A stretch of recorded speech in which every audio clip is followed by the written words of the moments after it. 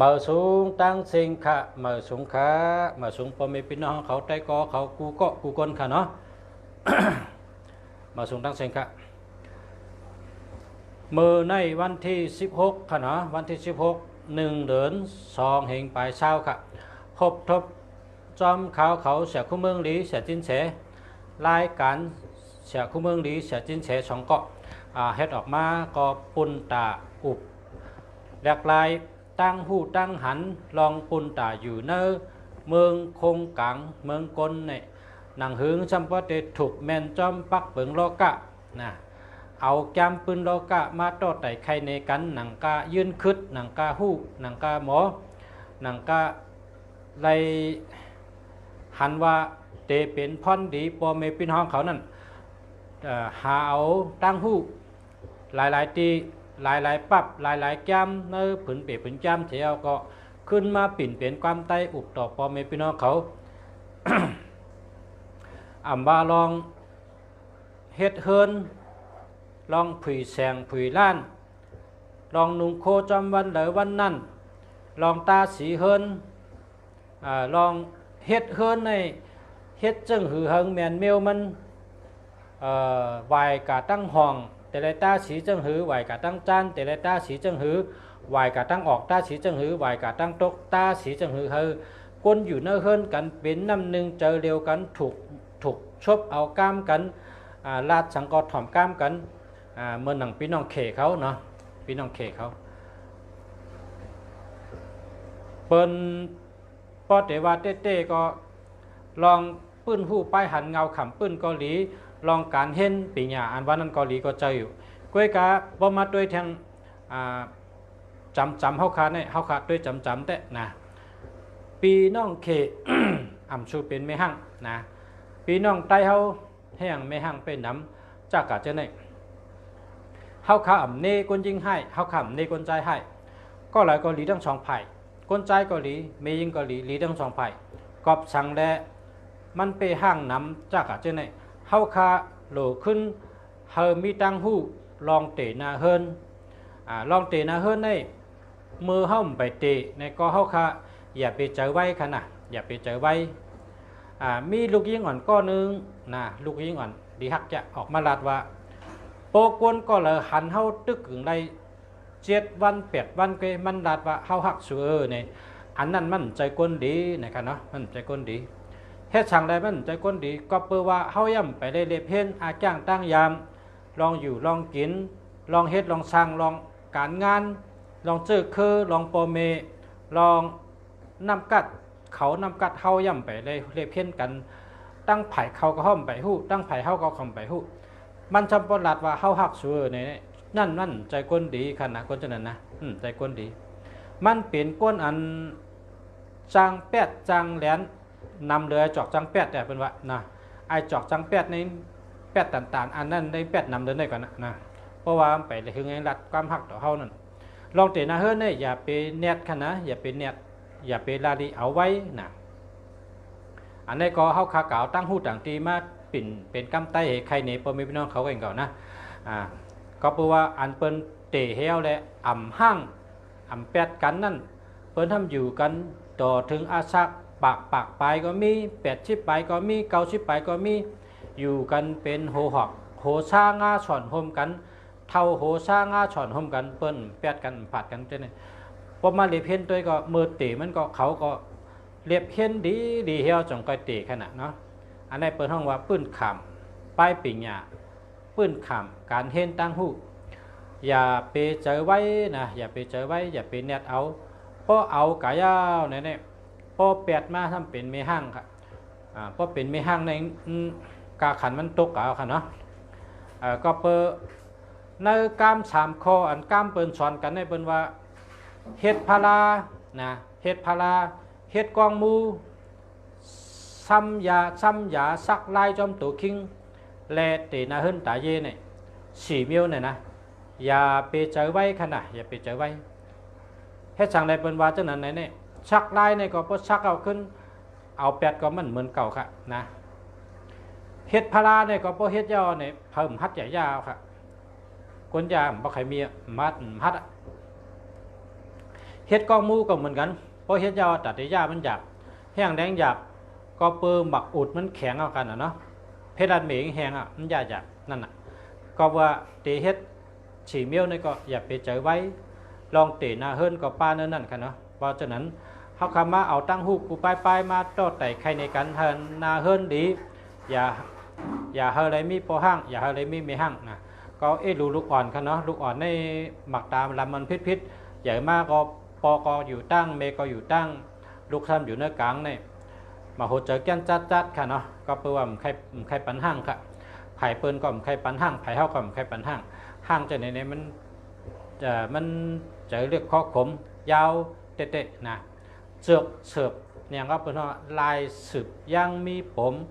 ก้นก็สืบก็มันตื้นขมนั่นน่ะเนาะอย่าไปเฮามีอันห้างเขาก็ต่อแต่ใครในกันลองอันจามปืนดอกกาเกาหลีลองอยู่ลองเศร้าเกาหลีลองพิงเงพิงทุ่งเกาหลีหนังหึงเตมีสติแคมหรือเก๋านะมีก็มีหังมีแทงแคมก็แคมเยอะหังแคมแทงหู้ก็หู้หังหู้แทงหนังหือมันตีตูตอนกูเมียวดีขึ้นกูเมียวดีเฉียนตอนเสเก่านั่นเฮาขาจังออกมาเป็นรายการฉาจินแสเมืองดีมาลัดในรองเปตังกาลาหงจุ้ยในก็โปรแกรมไต้เขาก็ลองจัดการนะฮะเนาะ จัดการถัดดินนำลมไผ่ให้มันเมียนเนื้อเปลืองโลกาในขนาดเนาะพอเขาจัดเนี่ยนาเฮิรนก็จะขึ้นใหญ่มาสูงป้ายมากมีก็ขึ้นใหญ่มาสูงเป็นจังไหนกันกำใน เมื่อในก็เป็นวันที่16ในเมืองไทยในประเทศว่าวันคู่นะครับวันคู่วางก็วันจ้องเสียนั่นน่ะเสียมาสอนห้องเฮนเขาค่าฉากอันเป็นคู่สอนตั้งเสียง5อันเป็นฉลาเข้าตั้งเสียง5ประเทศว่าวันคู่สังไรเมื่อในทีมออกนะทีมออกเมื่อในเมื่อพกได้ออกวันที่17ได้ออกเมื่อพกกันเนาะเจออัน เปิดมองถี่ก็แต่ว่าเมื่อปัดในเสียเมืองดีมาลาดเนี่ยนะลาดเมื่อพกได้วันสัตเทเกิดกะสัตเทเกิดมาแต่มีคนเกิดสัตเทเกิดมาเพราะเป็นเติร์ถี่กันเนาะเมื่อในถ้ำในครับพอมีพี่น้องเขาเสียจินเสแลตั้งเสียเมืองดีขับขึงเฮ็ดออกมาแปกขัดติ่งไตค่ะอันใหญ่ค่ะแปกขัดติ่งไตอันเด็กก็มีอันใหญ่ก็มีค่ะพอมีพี่น้องเขาสั่งว่าเผยอะไรแปกขัดติ่งไตอันด้วยวัน8วันทุนก็มีเดินเหม่อเดินรองก็มี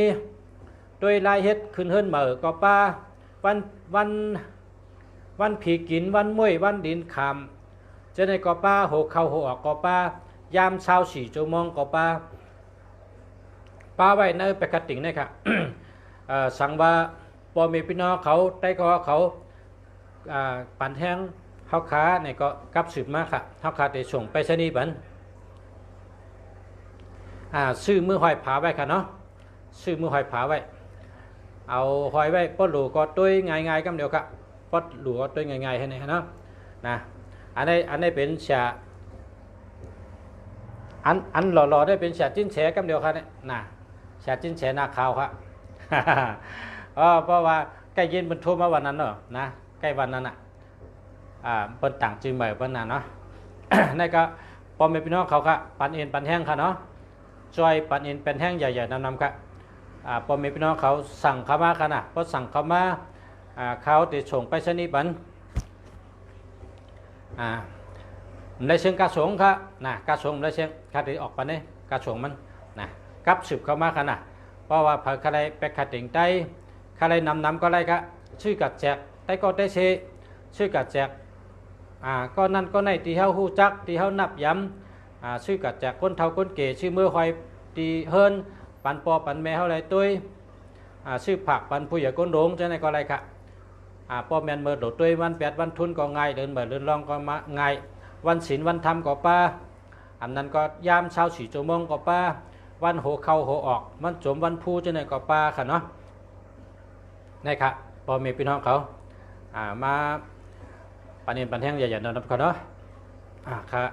มาสูงค่ะเนาะกันได้ค่าเด็บผุยในนั่งค่ะเนาะนี่นั่นก็มีสีใช่ไหมครับ นั่นก็มี4สีตั้งหมดเป็น4สีตั้งเดิมครับเป็น4สีเป็น4สีจังไหนครับด้วยไงครับพอมีพี่น้องเขาสั่งคำอะไรกันเนาะ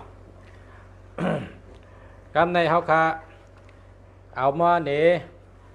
นไปกระติ่งใต้ยาวในซ้ำป๊อบ1 ปี 1 ปอกเขาก็ติคัดใจเฮ็ดหึงเป็นตีหมายตีต้องรายการเสียจิ้นแฉในตั้งเสียเมืองดีเขาค่ะออกมาโฮมตีเหลียวกันเฮ็ดไหนมันพอมีพี่น้องเขาเต็มได้ด้วยหลายตีเพราะว่าเขาค่ะ8 โมงเขาออกติงเสียจิ้นแฉออกติง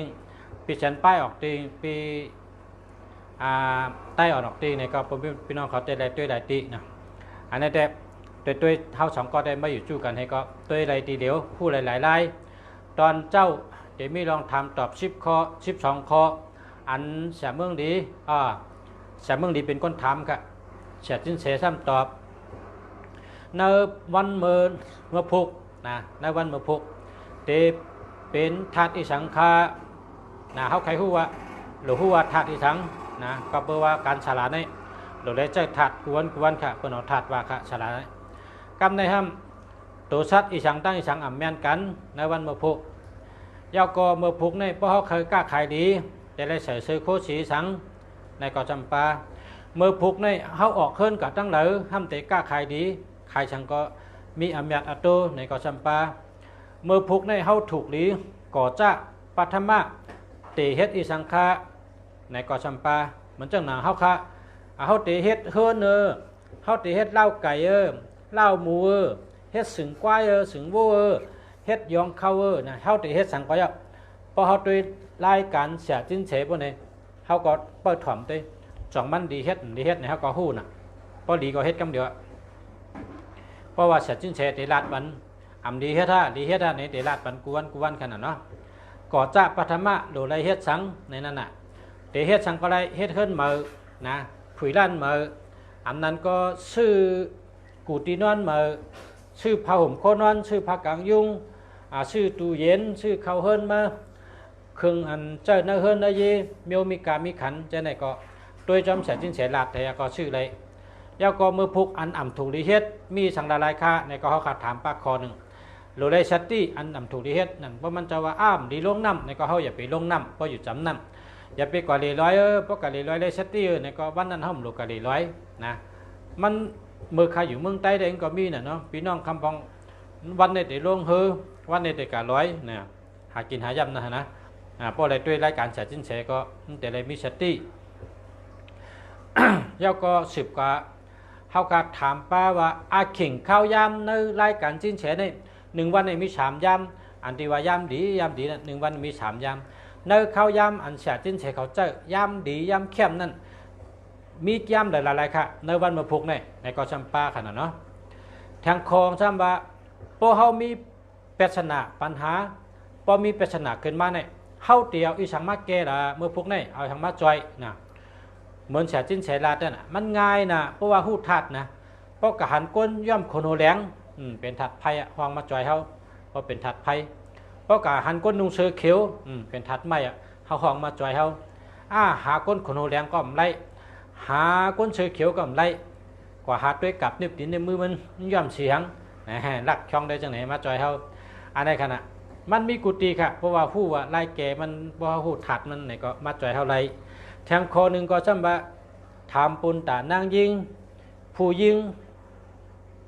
เจอปลาต้องปลาสันเทเมมันเขาอันโดยสติวิทยาในวันมือพุกมีตีหลายๆค่ะในทำแทงคองคอในก็อายุใหญ่ค่ะนะเพราะว่าเมเจ้าเกจูในเขาหักลูกนะตั้งแต่ลูกอยู่นั่นต้องตั้งแต่ลูกในอยู่นั่นต้องในเขาเป็นมีเจอเมตตากรุณาลองเจอแต่ยศเจนในมีเหนือลูกล่างเขาโกลูกเขาตกเขาฮัดยอกเขาฮัดแหวนเขาฮัดแดนนะเขาโกลูกเขาอยู่หยาบเขาฮัดกินหมากพิษเพชรเขาหักลูกเขาในหักตั้งแต่ในต้องในใส่ก็ประวังเป็นหัวใจเขาเลือดเขาย่อเพราะว่าวันเดอร์เตเลสตี้โกลูกตกโกลูกดูแบบไหนเสียจิ้นเสียก็รัดกูวันที่ไหนอย่าไปอยู่ข้างหน้าเมื่อพกในที่ไหนอย่าไปอยู่ข้างหน้าเมื่อพกในบางวันของเจ้าเตลัดว่าคอกมัวอย่าไปกว่าคอกวัวคอกขังกูไม่เมี้ยวนั่นอย่าไปกว่าเลียนหน้าในกองว่าบางเมี้ยวก็ว่าอย่าไปตำน้ำพิษนะเมื่อพกใน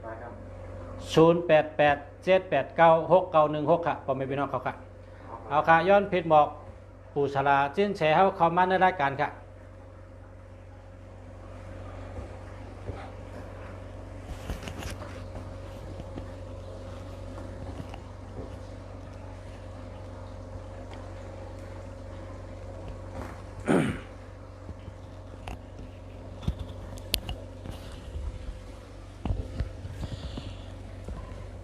โจมค่ะยินโจมค่ะพ่อแม่พี่น้องเขาค่ะแปลกขัดติ่งใต้เฮาเปิ้นว่าพอเฮาปันแห้งกันเนี่ยนะมันก็มีลองขึ้นใหญ่พอเฮาหนังกันปันแห้งกันมันก็ขึ้นใหญ่มาสูงกูไม่เมียวค่ะเนาะเมื่อหนังคาผูกพักขายเนี่ยนะปกติในวันในหน้าเฮาใจชื่อพักอันคาผูกในกองที่แก้ผูกไว้อ่ะนะเฮาเฮ็ดสังก็ยากพอมีคนปันแห้งพอในเด็กขึ้นใหญ่มาสูงเด็กคัดเจอเฮ็ดกูปีให้แคมเดือเก่าให้มีเจมีจุงในน่ะเฮ็ดกูปีค่ะเพราะว่ามีปอเมพี่น้องใต้กอเขาปันเอ็นปันแห้งปอไหนได้สืบเพชรกว่ากูปีค่ะเนาะก็การมันอยู่ที่เอ็นแห้งปอเมพี่น้องเขาจอยนั่นขนาดเนาะชื่อกัดตอนใต้กอก็ไรชื่อกัดตอนปอเมตีเฮิรนก็ไรชื่อเบอร์ตอนผู้ใหญ่ก้นโดงก็ไรค่ะยินดียินชมค่ะปอเมพี่น้องเขาที่ปันเอ็นปันแห้งค่ะเนาะเอาค่ะมาชมค่ะคำได้สืบฮับทอมรายการฉาจิ้นเฉทอมฉาจิ้นเฉได้รัดเนาะข้าฉาเมืองดีเด็ดถามฉาจิ้นเฉมติดตอบให้ในค่ะผมมีพี่น้องเขา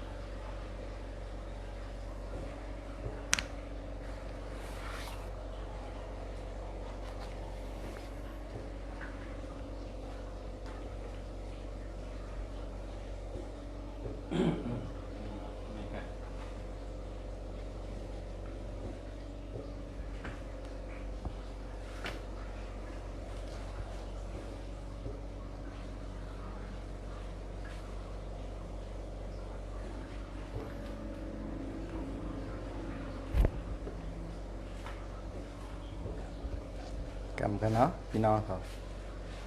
พอสละสินเสียเขามาในรายการในเด็กสุกซักในอินค่ะเนาะ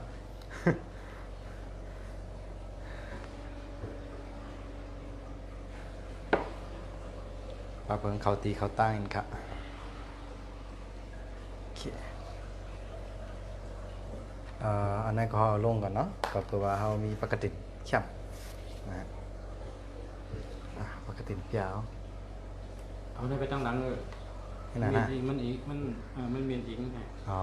โอเคนี่นั่นเนาะโอเค ใช่ครับมา ถ้าจืดคารา เป็นไงครับ ช่วยกันเฮ็ดเลย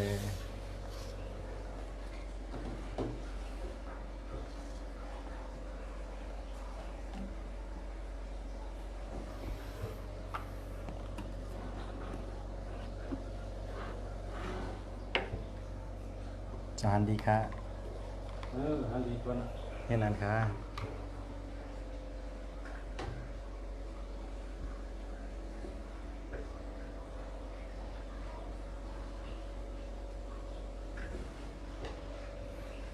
โอเคพอเขามาก็กำเตลาลองเจ็ดลูกวันเนาะอ่อนกันลัดเขามาครับพอเกิดวันช้างติดจะหนังการพุดพัดสุกเสาร์ยาหูค่ะเนาะพี่น้องๆเขาค่ะนี่ก็ดีเนาะในพี่น้องเขาเตะหันดีเนาะจะขาให้คุ้มมึงดีจะในหันดีนี่กะ นี่ โอเค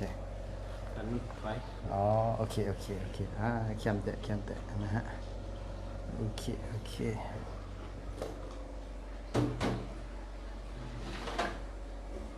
นะฮะเอากันว่าป้ากันเป็นข้าวเย็นเป็นข้าวอุ่นเอาละเข้มเนาะโอเค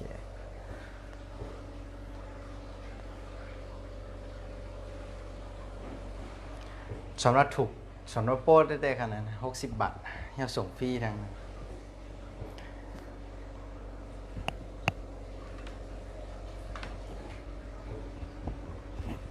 เค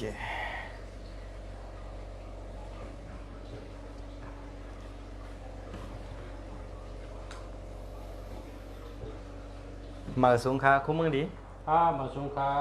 มาสูงค่าปีน้องๆอุ้ยเกาหลีผู้ถ่อมยี่น้องเขาตั้งหมดตั้งเสียงค่ะกูก็กูกลกูขุนกูนางกูเจ้ากูป้าย้อนมาสูงมาที่ไหนเมื่อหนังอันไปลาดมาเต็มโหโหลมันอ่ะย้อนมาสูงมากูก็ค่ะมาสูงค่า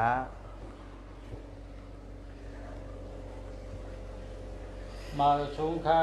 พ่อแม่พี่น้องกูก็กูคนขา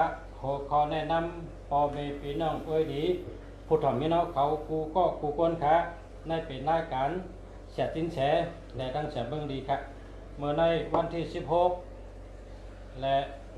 1เดือน2เหงบ่ายเช้าครับออกรายการกูวันข่าวยาม7 โมงถึง 9 โมงครับพ่อแม่พี่น้องเขาทำตอบปัญหากูลองเกดีไทยแจงแรงๆนะครับโคข้ออ่านเท่าขัดห่างเห็นจะถามมีอย่างปัจจัยนะครับข้อที่1ถามว่าในวันเมื่อพบเป็นวันตัวสัตว์อีสังหลายๆครับอันอ่ำถูกอ่ำแม่นกันนั่นครับ ครับในวันเมื่อภูคาไปต่างสลาสินเสเปิ้นห้องว่าเป็นวันแปะนะครับเป็นวันแปะอันอ่ำถูกอ่ำแม่นกันตั้งโวนะครับพี่ๆน้องๆเขากอบนั้นในพอเกิดปีโวเลินโววันเหื่อมนั้นก็ย่ำโวในหลู่ไหลไวสติเต้ๆในวันผูกในการตีเหตุการณ์สังก็เยาะนะฮะหลู่ไหลไวสติเป็นลำร้องในเขาพี่น้องเขาครับ เอาครับข้อถามข้อที่2ครับถามว่าในวันเมื่อพบเป็นวันทัดอีสังครับ ในวันเมื่อพุกนั่นไปต่างสลาสินเสเขาเปิ้นฮ้อเป็นวันทานลินเลขในเขาคุมือดี เอาครับ นะฮะเอาสืบเอาเมื่อในกานะฮะเป็นวันทาสังกอสลาสินเสเตียวแค่พังอันนั้นลงกับตา10 ทัดตา10 วันเนี่ยนะลงไว้ปันปีน้องเนาะปีน้องๆเขาแต่ละผู้นะฮะเวลาสลาสินเสนะเขาย้ำสลาสินเสแล้วเราจะสีนั่นสีในแต่ไรเขามาด้วยหันรายงานแต่ไรเงียบเจอตื้อกับรายงานนะฮะเมื่อในก็ไรโพดลงกับสีเหลืองนะฮะอันเป็นธาตุดินใหญ่พี่น้องๆเขาเต็มป่องเจอนะฮะเอาลาดป้าว่าก้นธาตุดินใหญ่ในอักย่างตั้งยามเป็นชื่อก็ลาดป้าพี่ห้องไว้นั่นนะฮะลองเขาอ่านด้วยนะกดไลน์มี17ก่อครับลองเขาอ่านด้วยครับว่าพี่น้องเขาป่องเจอในก็เหมือน7 ลูกวันในกันเขานะลาดถึงอักย่างตั้งยามของก้นเขาใน10 ถาดนะฮะพี่น้องเขาอ่านด้วยดีๆนะฮะยาก็สีก็ลงไว้ป้ายาก็ตอนด่าวันนูพูนเป็นธาตุดินเด็กนะเนาะสารสินเสก็ได้ลงกับต่อถึงพอครบ10 ถาดนะฮะ5 ถาดยินยางยาก็สีก็ได้มีนั่นนะฮะยาก็แถมเมียวนึงนะฮะลองอ่านว่ามือพูเป็นวันธาตุดินเด็กนั่นป่องว่าในวันมือพูค่ะปอเฮาใครเตอร์ทีว่าใครเตอร์ที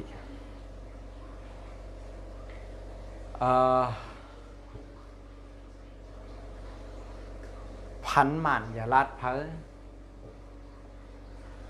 ในคอทน1ก่อนนะคอทน2เพราะเปิ้นมายืมเงินเฮาโทษทีอย่าไปปันว่ามันนั้นในเปิ้นได้หิมเอาจกลาเฮาในครับว่าเนาะมีขอสั่งห้ามจังไหนในวันอุปกอันที่ออกนั้นยก็เป็นวันทัดดินได้ครับพี่น้องเขาจังไหนครับ เอาครับ10 ข้อถามข้อที่3ครับถามว่าในวันเมื่อพบถูกหรือใส่เสื้อโคสีสังฆะพอคนเจออันทัดเจอตกแห้งเจอตกอันนั้นก็คนเจอไปอยู่ดียุบย่อมเจ้านั้นครับ เอาค่ะก้นเจอบายอยู่ดียบย่อมครับพี่น้องเขา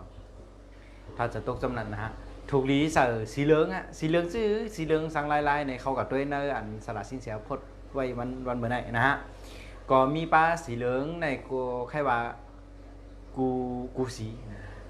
เหลืองอ่อนเหลืองแก่เหลืองป้อนป้อแก่นะยังปองปลาถึงสีสมหมักจอกซ้ำในก็ปลาสีก็ผีก็มีจะไหนครับพี่น้องเขาครับอันถูกดีใส่ดีเจอตื้นในวันพวกนั้นนะครับพี่น้องเขา เอาครับก็เลย10 ข้อถามข้อที่4ครับถามว่าในวันเมื่อพบถูกหรือใส่เสื้อโคสีสังฆะบ่เคยสีสังชัดก้นหักเขาหากคนตั้งหลายมีเมตตาที่เฮาเนี่ยครับ โอเค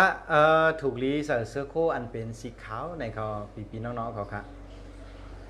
เอาครับ10 ข้อถามข้อที่5ครับ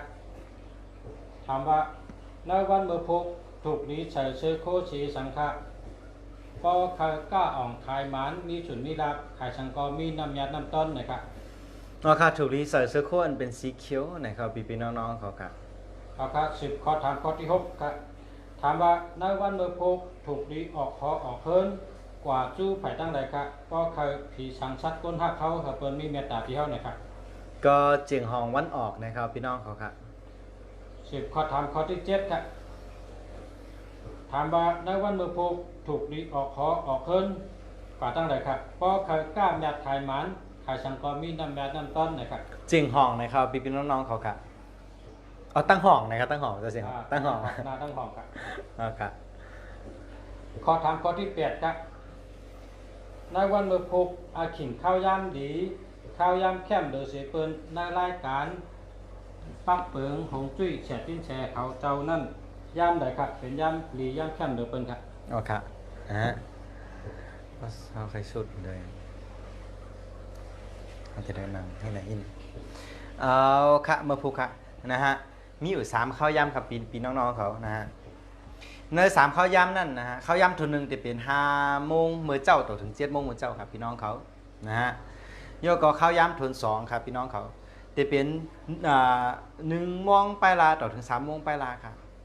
นะฮะโยก็ข้าวยำทุน3ครับจะเป็น9 โมงกลางคืนต่อถึง1 โมงกลางคืนนะครับพี่น้องๆเขาใน3ข้าวยำนั่นนะฮะตอนแต่ในวันพุ่งนั้นแคมเรียบ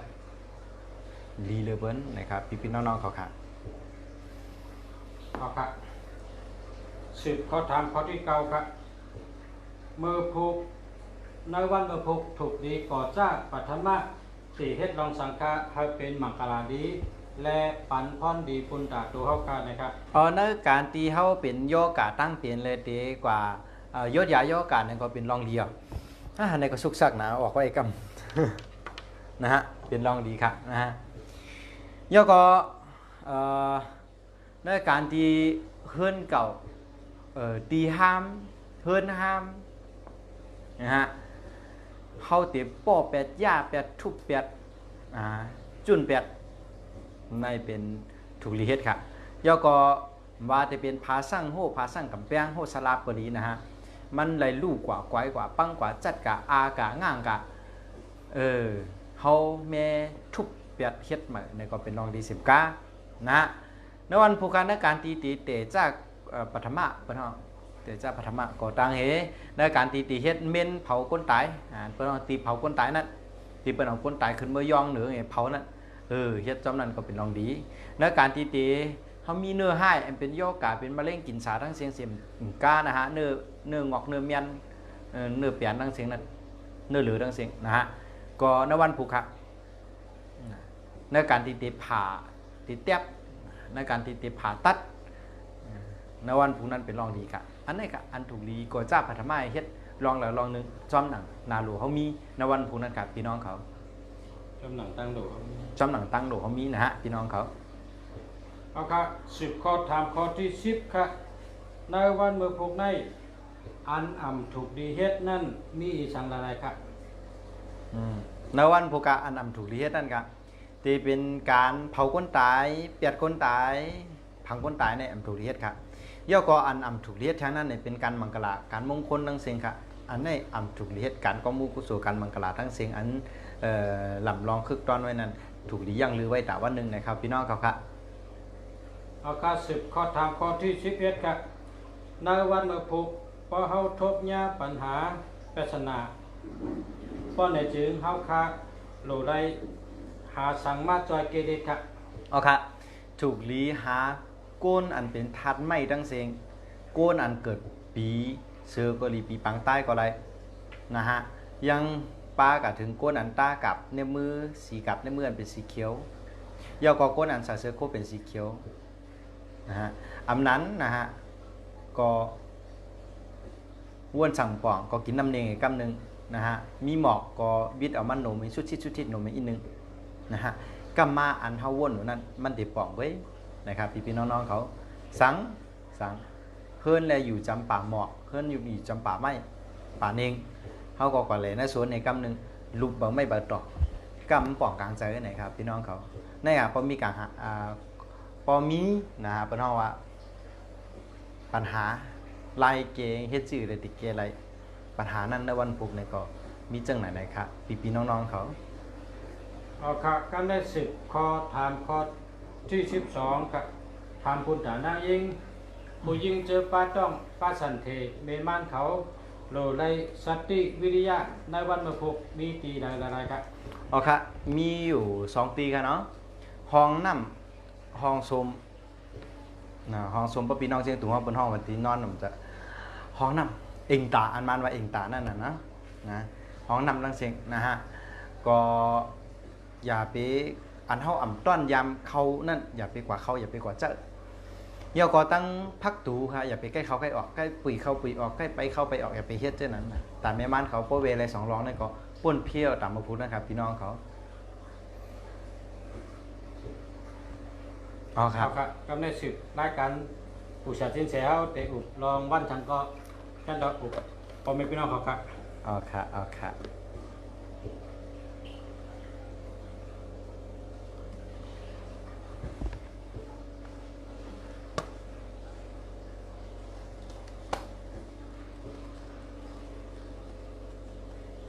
เอาครับพอเกิดวันติดวันจันทร์วันอังคารนะฮะ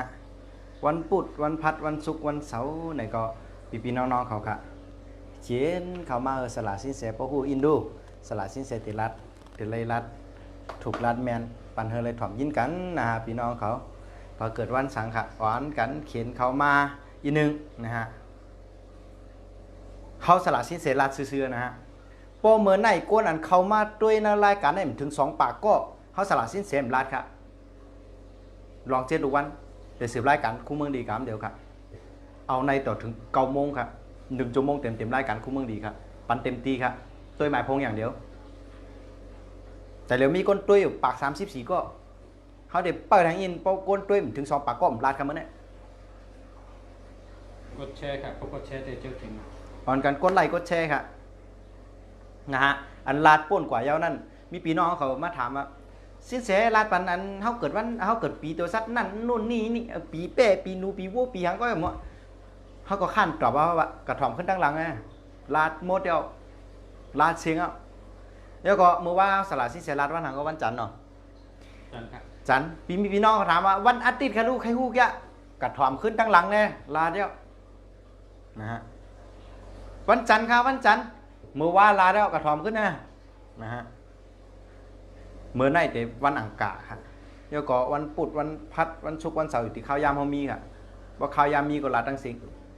ก็กะแต่เดี๋ยวมีคนด้วยปาก44ก็นะเพราะเปิดทางอินถึง2 ปากก็เขาเสียมรัดครับเมื่อไหร่รัดอ่ะใจอ่อนมากน้ำอ่ะใจแข็งห้องนะพี่น้องครับปาก46ก็ค่ะปาก48ก็ค่ะปาก49ก็ค่ะปาก52ก็ค่ะพอทางอินค่ะเนาะพอถึง2 ปากก็รัดครับ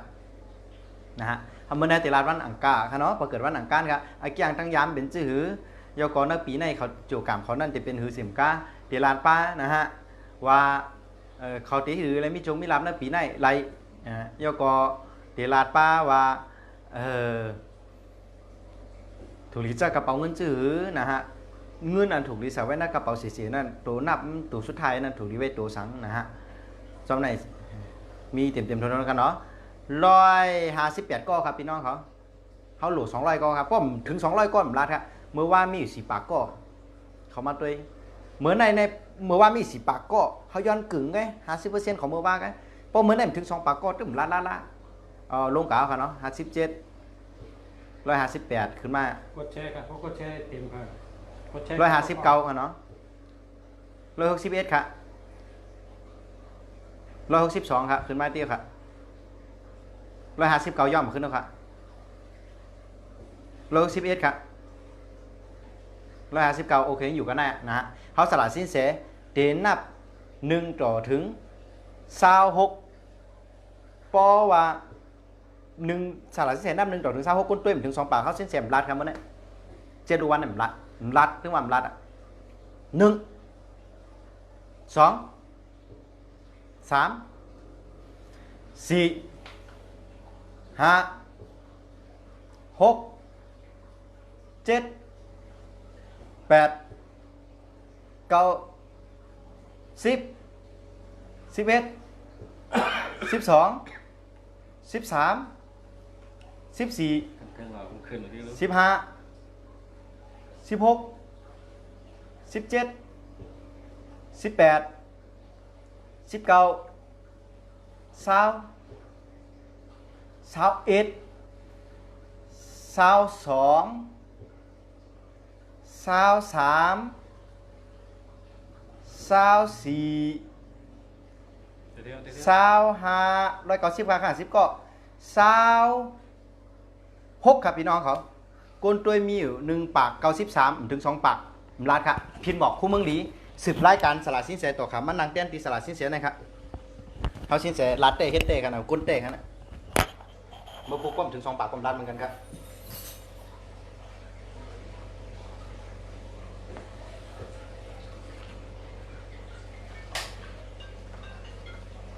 ฮัลโหล 13มาครับ อ๋อครับใช่ครับอ๋อได้สุดครับมาที่ครับ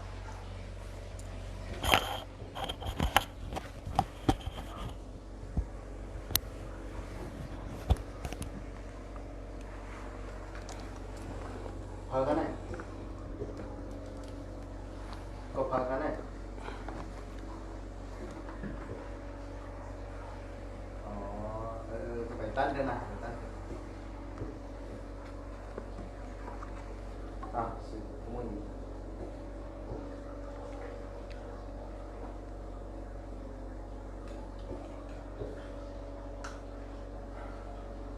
กูมันดีครับ ครับมาสงขะมาค่ะกำในสืบทอมเขาจากคุเมืองดีแต่ลาดลองตัวนับค่ะพ่อแม่พี่น้องเขาค่ะเพราะว่าผู้สัตว์จินแส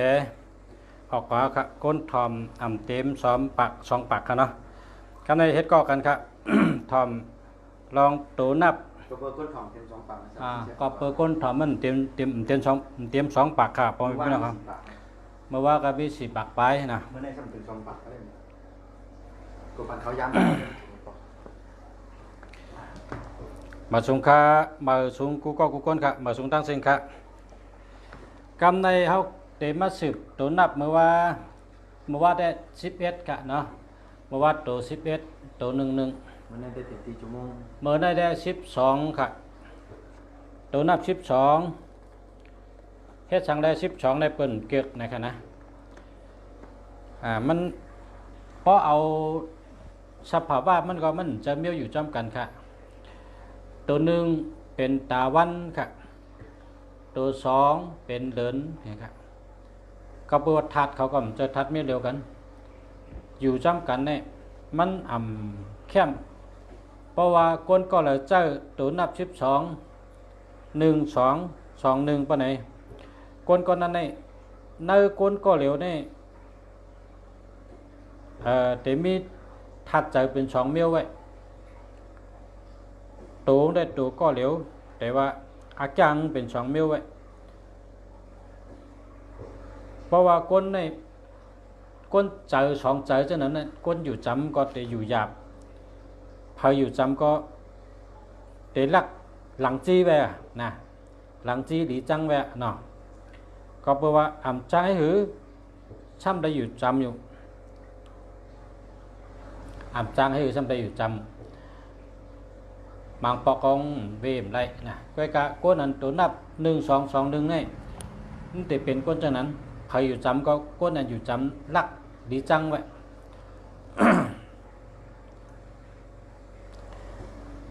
ก้นนั้นเจ้าตัวนับ1 2 2 1นี่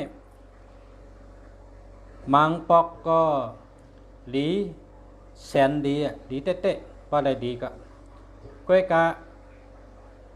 เสกค่ะปองไหลให้มากก็ให้เหมือนไพ่ค่ะให้เหมือนไพ่เนี่ยมันใบพะกันเอาบ้องใหม่มานะบอกกรรมคนกูบอกว่าให้เหมือนไพ่ในกันเลยนะป้อไม้ให้เหมือนไพ่ค่ะก็เพราะฉะนั้นก้นอันตัวนับ1 2 2 1เนี่ยดีฮักนะก็เปิดดีฮักลุงเสียเมืองดีก็แจมว่าพอเปิดเจ้าตัวนับ1 2 2 1เนี่ยเพิ่มฮักนะครับ1 2 2 1เนี่ยเพิ่มฮักเฮ็ดสั่งได้ลุงเสียแจมว่าเพิ่มฮักมั่นใจว่าลองฮักโขฮักเมค่ะนะมั่นใจครับมันป่องว่า เผาอยู่จำนั่นกะอัมบาก้นอยู่จำอัมบาไตก็อัมบาตะเปอัมบาลูกเมเผามาเฮ็ดก็อัมดีฮักกะตัวนับ1 2 2 1ในมันเฮ็ดให้คนเจอมันในล่ามหยาบนะครับมังปอกถังเตลีนะล่ามไรช้ำให้ป้องให้มาก็ดีโกไว้นะดีโกนาก็เพราะฉะนั้นได้ตัวนับ1 2 2 1ในอัมดีใจนอก นอกเลยเชทัดเจอป้ายเจออัมเหมือนเก่านะนอกเลยเชนั่นก็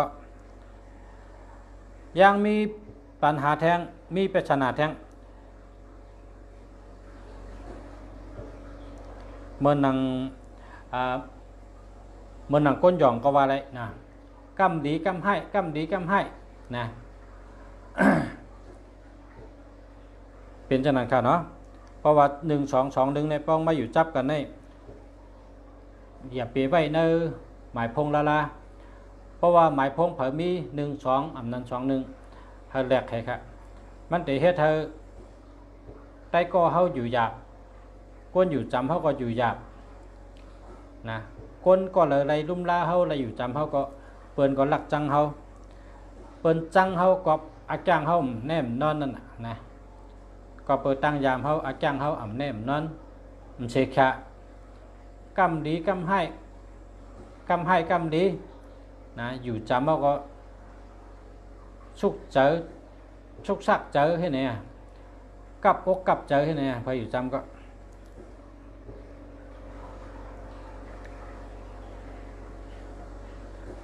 เย้าเป็นแทงมิว เลยเสียอันว่ามาเย้าก้นอันเจอ1 2 2 1นี่เปิ้นรัดสังก็มเอานะเปิ้นรัดสังก็มเอาเปิ้นมารัดดีก็เย้าให้ก็เย้าตื้นมันเอาค่ะตื้นมันเอาใจใส่ทอม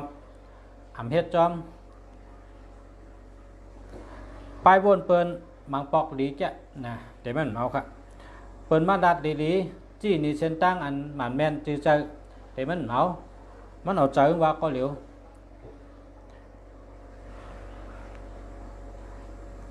เป็นก้นอันมีปลายวนขวางเปิ้นใช่ไหมนะปลายวนขวางเปิ้นได้เปิ้นวนกะตั้งนาให้เนี่ยมันนำวนคัดขวางเปิ้นอีสังก็ยะวนคัดขวางเปิ้นตัดเสียตั้งบนน่ะ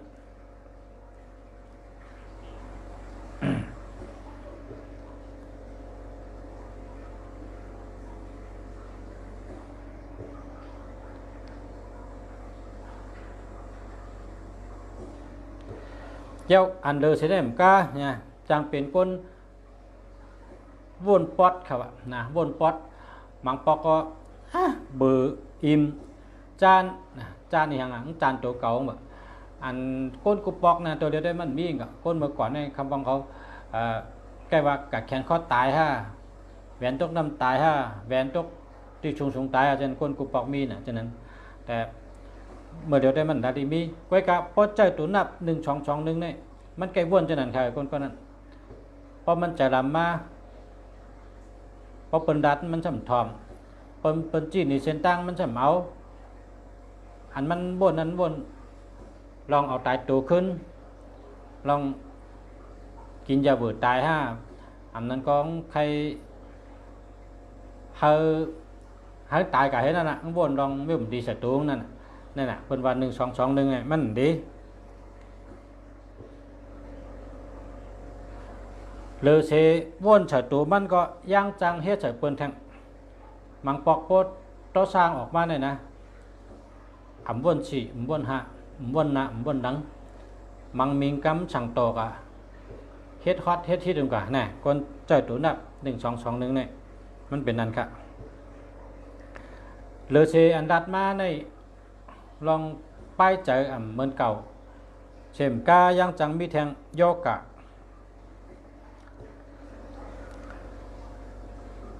ตั้งใจค่ะนะเป็นโยกะโหใจน่ะกันไตเหรอโยกะโหใจตรงนุกโยกะโหใจตรงนุกก็เปิ้นเฮาว่าก้นหย่องนะก้นหย่อง ยอกกะเจอมันปกติชาวหุ่นเจ็ดด้วยเนี่ยก็เป็นว่ามันเป็นยอกกะเจอนั่นนะเจอมันเจอตรงนุกอะเนี่ยว่าป้องตรงนุกก็มันเหตุการณ์ก็อะไรอะกล้าขายก็อะไรอะการงานอันเป็นดูเจอเป็นการอันใหญ่ๆก็มันจังเจอนะก็เปิดเป็นโฮเจอยอกกะโฮเจอ มันจึงก้นหยองเนี่ยใครว่าได้นะใครว่าได้เป็นก้นหยองแล้วก็เลอเชอันจังเป็นก้นหยองเขาก็ยังจังเป็นแทงในก็โหเนี่ยในอ๋อเนี่ยนะนั่นติดแกนจิตแกนจิตพอหึงมาอันเหมือนจังมีน้ำนั่นน่ะเสียบไปนะก็โหนี่นะเป็นโหจี้เนี่ยคำใต้เป็นโหจี้เนี่ยนะก็เพิ่งวนนำให้ก็เส้นเลือดในอ๋อเขานั่นน่ะมันแคมไปนะมันเหมือนจังสายไพ่เนี่ยเพราะมันนำหนาอะไรเฮาชนเส้นชันเนี่ยมันใหม่ๆเฮาก็เอาแคมแบบนะเลือดก้นก็เหมือนนั่นน่ะเส้นเลือดก้นอ๋อเนี่ยนะ เส้นเลือดอันอยู่นะอ๋อเนี่ยมันนำนะครับเหมือนจังย่ายกงเกานั่นครับย่ายกงเกาเนี่ยก็พอมันขาดเท่าไหนเนี่ย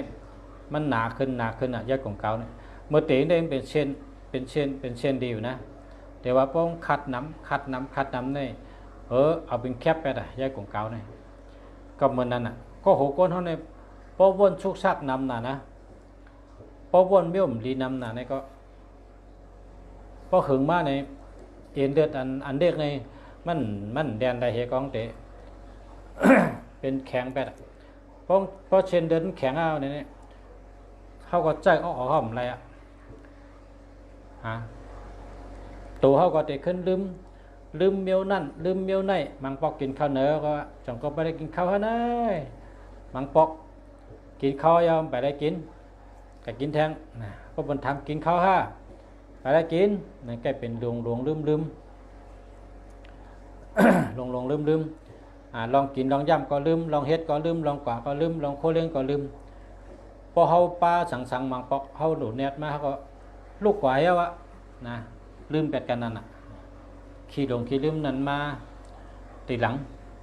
เมื่อเตะได้แต่เป็นมันจึงเข้ามาเมื่อไกลนั่นน่ะเมื่อเจ้านั่นน่ะเนาะ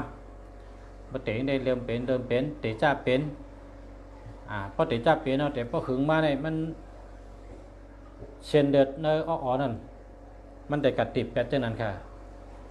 จังว่าพ่อแม่พี่น้องเขาแต่ก็เขาผู้ทำยี่น้องเขาตั้งเชียงพอเผอมีในหนำปัดพงพอก็เลยมี1 2อันนั้นก็2 1เลยนะเฮาชูเจ้าแลกให้ขนาดเฮาชูเจ้าแลกจังหือก็เลยอย่าเฮามี1 2 2 1นะ1 2 2 1อย่าเฮามีอันเฮาว่าอ่ำดีนั่นนะเพราะจะก็รัดมือว่าวก็รัดกว่าอันอ่ำดี1กูนะอันนั้นตัวมือว่า1 3 3 1นะนั่นก็รัดมือว่านะเมื่อได้ทำมา1 2 2 1ก็กะเมื่อได้แต่ขึ้นลืมเนี่ยว่าก็เปิดมันจับกัน1 2 2 1อ่ำตั้งหักอ่ำดีกันได้มา10 1 3 3 1นี่มันดีโกนะมันดีโกลองต่อชายใหญ่เจอปิดเจอแก้มจะลำง่ายมีลาบนะพอเป็นก้นต่อชายใหญ่พอเป็นก้นเจอปิดเจอแก้มจะลำง่ายมันให้คือกับมีลาบนะมันมีลาบไรลาบสัพพกะมันตื่นมีเลอเสมีลาบก็ยังจังเป็นเพกึ่งกั้งอันว่านั่นใจว่าฮอก้าให้เป็นก็เลอเสนั่นก็มีเพกึ่งกั้งกูเมียวอันมัดต่อตะซะอันมานว่านั่นนะป้องกึ่งกั้งเป็นมาในก็เปิดเฮาขาดลองสติ พอเขาพอหลุดจากสติเนี่ยนะพอลืมแบบสติเนี่ยมันเหมือนจังคนอ่านเบิ่นว่าตอซะโมหะสุมกุมงำตันอ่ำหันสังตันติ๊กติ๊กเนี่ยนะเพราะว่าตอซะโมหะสุมกุมงำตันว่นสังก่อมปองตันติ๊กติ๊กนะป้องตันติ๊กเอาไปนึงบางกลางเป็นอ่ะเฮ็ดกลางเป็นอ่ะ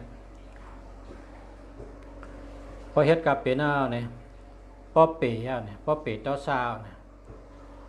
ซ้ำได้แหนงใจขึ้นก็ค่ะได้ตั้งแหนงใจขึ้นก็เผื่อถึงได้แหนงใจเผื่อถึงได้ผู้โตก็ตกลื่นเอาค่ะตกลื่นเหี่ยวก็เอาขึ้นได้อ่ะก็เปิงป่นตีนป่นมือกว่าเอารู้นะพอป่นตีนป่นมือก็พอป่นตีนป่นมือเอาแล้วลองลัดกล้ามก็เหมือนกันนะพอมี1-3เนี่ยเพราะใครหลามันก็แต่หลาเอาเจิงว่าให้ป้องหลาเปียเนี่ยป้องมาพุกนั่นก็มาโจป้องเจอดีเอาแต่ขึ้นหนังเจนจาด้วยหนังบนด้วยว่าสั่งหลายๆเนาะอันว่าออกกันเนี่ยพอเป็นคนมีสติมันติดต้องขึ้นพอมีสติมันก็ต้องวนก็ไม่ก็เพราะฉะนั้นตัวนับ1-2-1ตึ้นโดมีนั่นหมายพง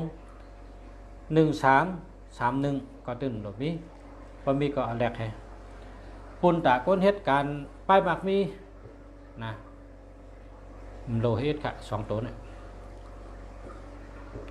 ตั้งเสียงได้มันมีอยู่6กูค่ะก็การทำกะอีดทำกะลอยๆนะในปีเหมือนเนี่ยตั้งปีมันก็ได้หู้ว่า6กูในเป็นทางใดๆเนี่ยเนาะพอถอมด้วยตั้งหมดแต่มี6กูอันตุนเปิ้นห้ามใจเปิ้นว่าอย่าไปใจล้าๆเนี่ยมี6กูนะอันดัดมันได้ก็2กูนี่ก็โดดใจล้าๆค่ะ1-2-2-1โดดใจ1-3-3-1ตึ้มโดดใจค่ะ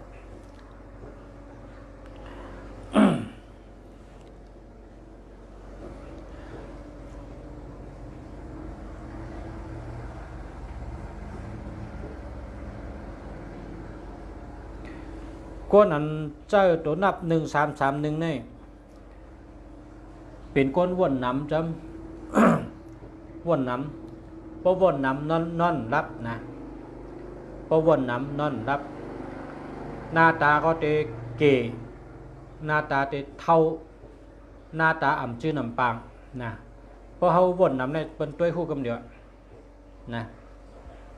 ก็เพราะก้นอันมีเจอเกี่ยวเจอมนเจอเชื่อเนี่ยด้วยหน้าตาเขาในอันมันเข้มนะครับนะกำไตว่ามันฉดจืนดี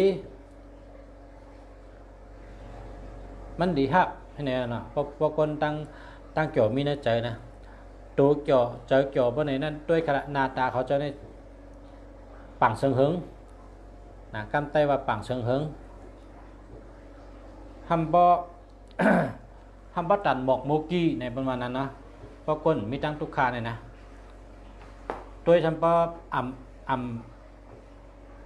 มันดีอิ่มนั่นน่ะตัวก็1ดีตัว1ตัว1ดีตัว1ตัว1ดีตัวนั่นน่ะคนติ่มมีตั้งทุกขาเนี่ยหน้าตาเขาดีฮักหน้าตาเขาดีดูดีตัวมันหนังคนมีปารมีเขาคนมีบุญเขาคนมีกุศลเขาหน้าตาเขาในมีบุญมีกุศลมีปารมีหน้าตาเขาในเข้มนะกำในเพราะว่ามี1-3-3-1เนี่ยก้นวนนำอันวางหน้าตาเขาจะมกตาเขาได้ล้ำนะมกตาเขียวสีได้เขียวหน้าผากได้ขึ้นหน้าตาอ่ำชื่อน้ำปังยุ่หมูก็หน้าผากอ่ำหูพวกคนยามต้อยก้นพวกคนเขาเกี่ยวกังเปิ้นกูวันในต้อยหูกำเดือว่าก่อนในมีหลังกันต้องคนในมีลองตุกข่าอยู่เนื้อเจอ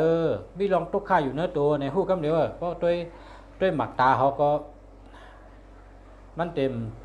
อ่ำเชอดี นะด้วยหมาตาก็มันใช้ด้วยหน้าตาก็มันจื้นปังว่าไหนก้นก็ในนี่เฮ็ดอย่างยุ่มไหมเปิ้นยุ่มก็เฮ็ดอย่างยุ่มเปิ้นโขเฮ็ดอย่างโขเปิ้นห้องความก็เฮ็ดอย่างห้องแต่ว่าลองตุกข้านั้นมันมีในใจมันนั่นน่ะเพราะว่าเจ้าตัวนับ1-3เนี่ยมันเป็นจังนั้นครับลองตุกข้าลองวนนำอันว่านั้นมันนักตึกกึกไว้ในใจเขาเฮ็ดแล้วจังว่าเพราะเป็นก้นหากันมักมีเพราะเป็นก้นโดเฮ็ดโดหาเนี่ยตื้นทำโลไว้ตัวนับ1-3-3-1เนี่ยนะแลกไปเท่ากันน่ะ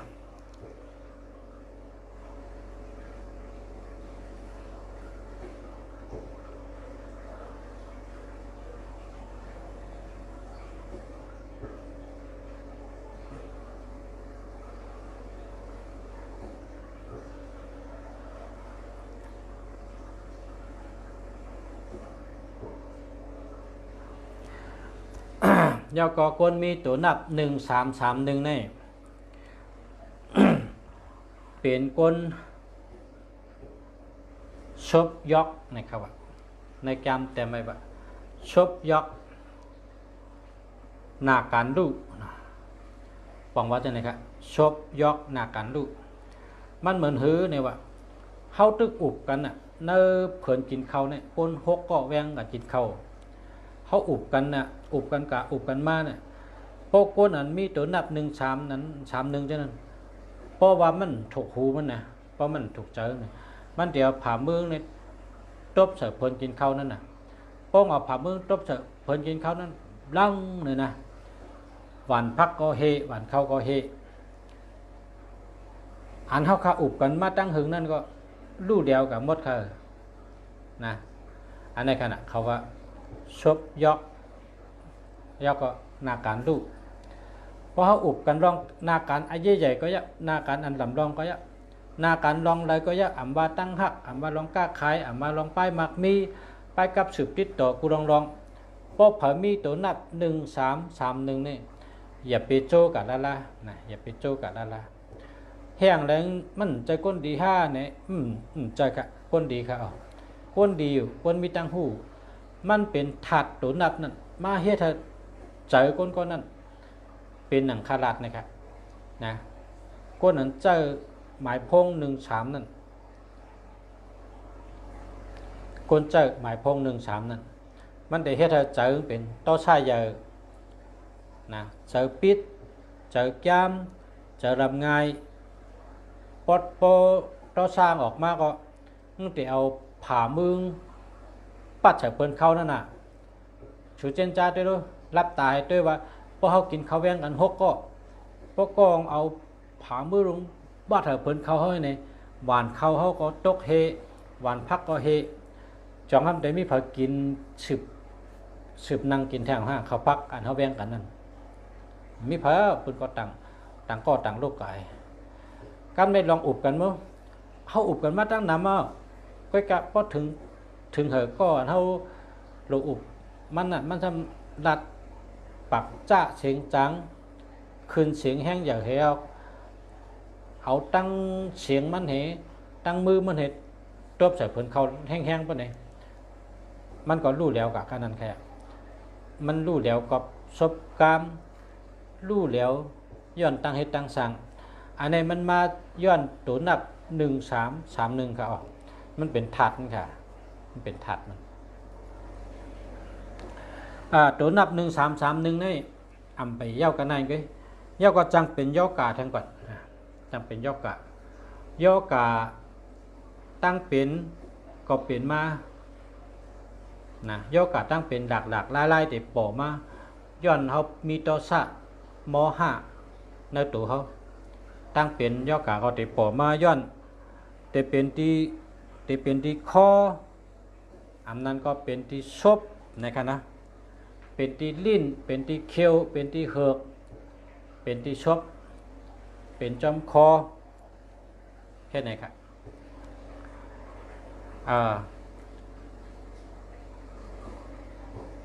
เพราะว่าพอมีพี่น้องเขา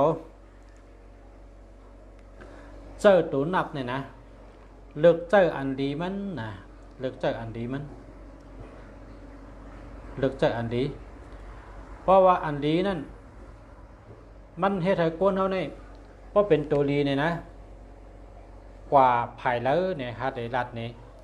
มันกว่าไผ่หลายๆเนี่ยเพราะเคยมีปัญญานะเพราะเคยมีปัญญาเฮาก็รู้จักตัวนับอันเป็นไผ่ปัญญานั่นเพราะลูกอ่อนเฮาอยู่ห้องเฮียนตึกขึ้นห้องเฮียนอยู่นะตึกขึ้นห้องเฮียนตึกกว่าห้องเฮียนกูวันตึกสวนปัญญากูวันอำนั้นก็เป็นเจ้าสั่งตึกเฮียนเด็กเป็นมนจ้างหนุ่มตึกเฮียนเด็กนั่นน่ะมนเจ้ามนจ้างตึกเฮียนเด็กห้าเจ้าอ่อนตึกเฮียนเด็กห้าอำนั้นก็ลูกอ่อนห้องเฮียนตึกเฮียนเด็กเฮียนลายห้าเนี่ยตัวนับเขาก็หลูเอาเป็นตัวนับอันมีปัญญานั้นใส่ปันเขานะตัวนับอันเป็นไผ่ปัญญานั้นใส่ปันเขาเพราะไผ่ปัญญาก็หลีนะมันก็เต็มเพราะว่นน้ำเพราะมันว่นน้ำเนี่ยหน้าตามันก็จึงเฉยหลีเจอมันก็หลี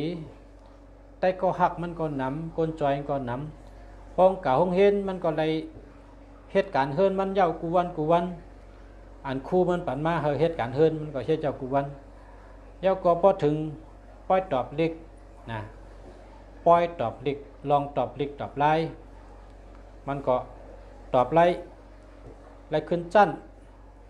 ไล่ขึ้นตานกูปีนะเนื้อตัวนับเนี่ยตีป่องมัน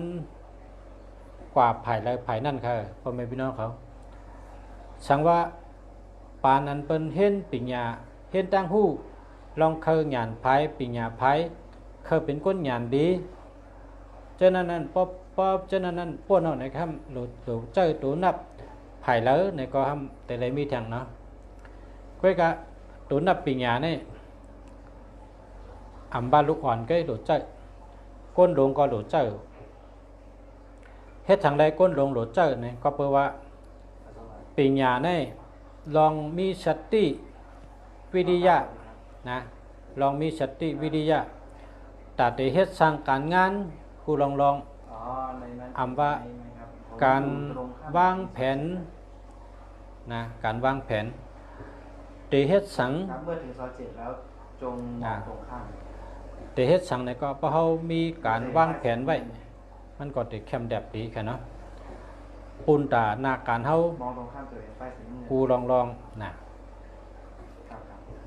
ปุ่นตาหน้าการเฮากูลองเพราะเฮามีตัวมีปิญญาอยู่ในหมายพงเฮาเนี่ยหน้าเฮิรนเฮาก็มนดีหน้าการเฮาก็เข้มแดบลองอันเฮาเฮ็ดก็ก้นก็เปิ้นก็ได้ไขมาตึงปังเฮาเปิ้นก็ได้ไขมาอุบลองย้อนตั้งหูเฮาย้อนตั้งใจแถมเฮาเพราะฉะนั้นเฮามาบ่นด้วยว่าเนื้ออันเฮาคาอยู่กวนนี่ตัวนับปิญญานี่หลูเจ้ออยู่กุฏิค่ะ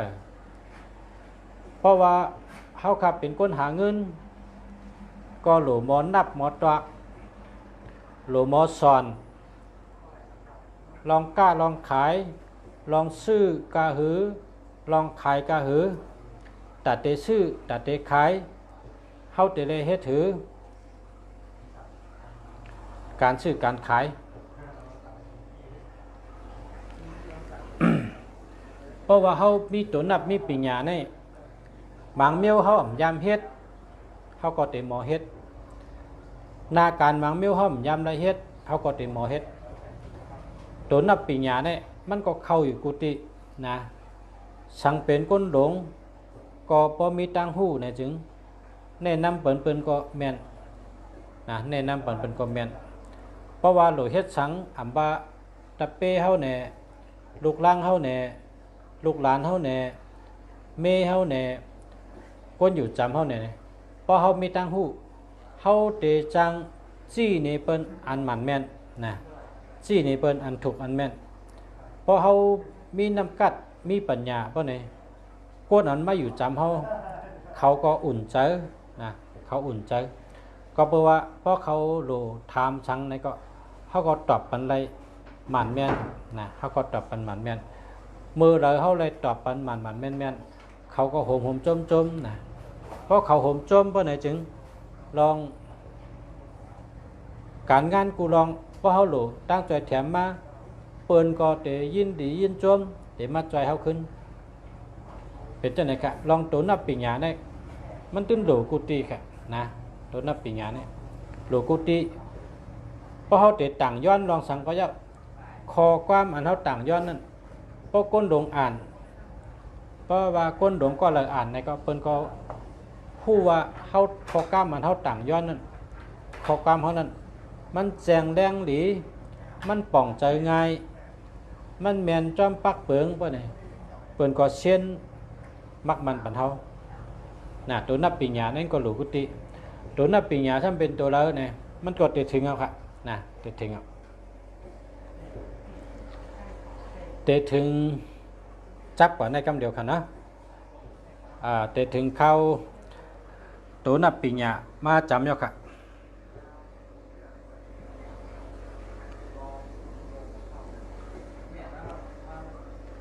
เดี๋ยวพอกมือพุ่นน่ะ